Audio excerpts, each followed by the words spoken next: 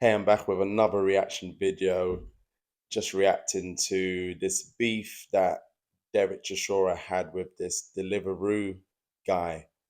And initially, when I first saw this, I thought this guy must have like delivered some cold Five Guys to Derek Chisora, because we all know that Derek Chisora does love a Five Guys. It's like Derek's always looking for an opportunity to eat a Five Guys. Like even after his fights, he buys Five Guys for Tyson and for Usyk, and it's like he's got a little sponsorship with them as well. Like he's even rocking the merchandise as well. So if the Deliveroo guy was late and the Five Guy burgers and chips were cold, I can understand why Derek was upset, and gave him a headbutt. Well, technically, it wasn't a headbutt because Derek's head didn't make contact with him. It was actually his cap. So he actually gave him a cap butt. So from the looks of it, it was the peak of Derek's hat that probably caught the bridge of his nose, and he was man down after that. So this is the official story. Um, I don't know whether it's official because I think everyone's just coming up with their theories. None of us were really there, so we can only just give our thoughts on the issue. This story is by Michael Pavitt from the Daily Mail, and it reads Derek Chisora headbutts Deliveroo rider during shocking brawl over cyclist's refusal to dismount his bike close to busy London restaurant, with the fiery heavyweight boxer's two young kids watching on. I totally understand Derek's frustration here because we can clearly see that this road is very busy. There are people sitting down eating, and this guy, Deliveroo guy, is on his bike and he thinks he can obviously ride through. So obviously Derek, being a parent, he's got his two kids there.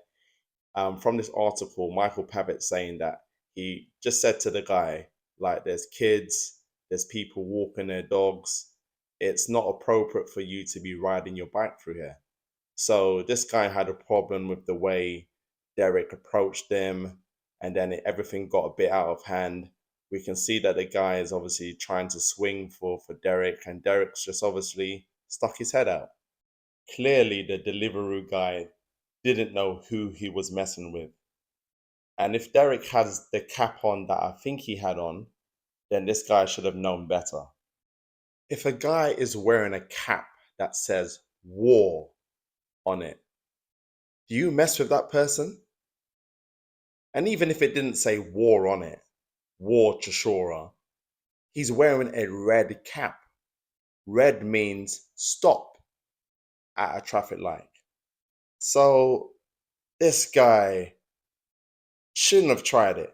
He should not have tried it with Derek. And we know Derek's history with his short fuse.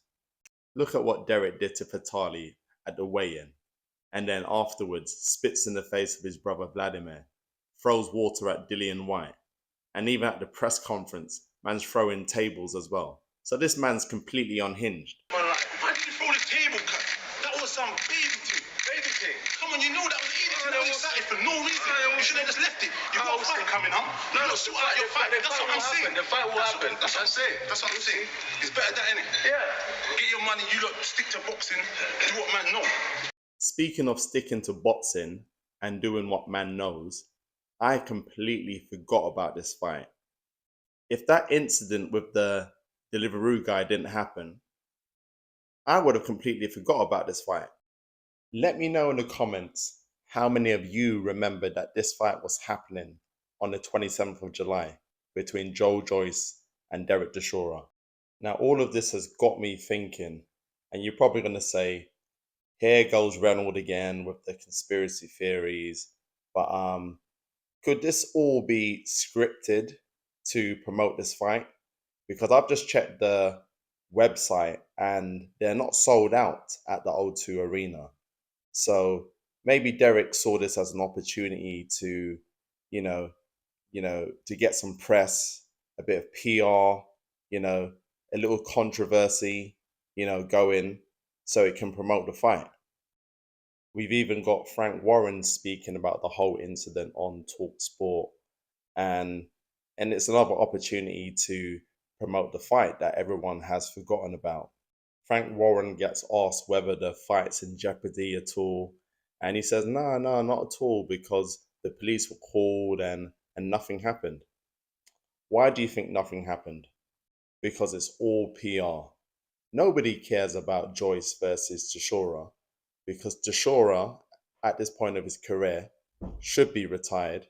We've got Joe Joyce, who got banged out by Jilly Jang and hasn't got that iron jaw that most people thought he had. So they have to create interest, just like how they had to create interest for Anthony Joshua and Daniel Dubois. That whole WWE element, Joshua wanting to whack him over the face with a chair, TLC, WWE, and how he made Daniel Dubois say, No, no, no. It's good. No, no, no. It's good. No, no, no. Joshua made him say, "No, no, no, no." Some entertaining stuff. But we do know that the Saudis love WWE, and they had The Undertaker presenting their Riyadh Season Cup. Ronaldo just loving it.